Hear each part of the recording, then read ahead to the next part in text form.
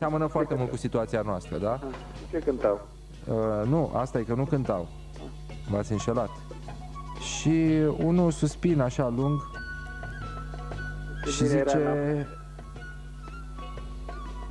Ce bine era în apă sau? Ce zice? Nu zice nimic.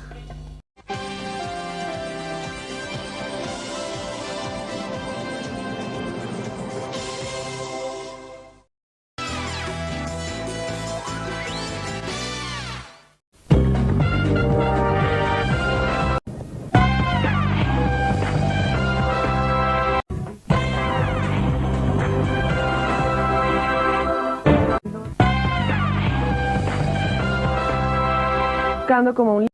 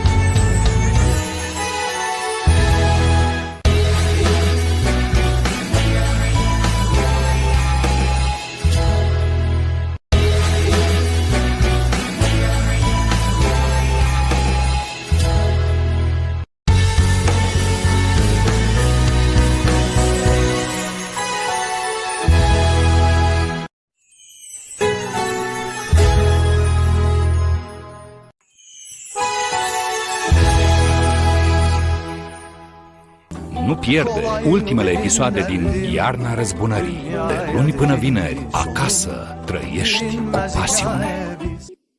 Acest program poate fi vizionat de copii în vârstă de până la 12 ani, numai cu acordul sau împreună cu părinții ori familia.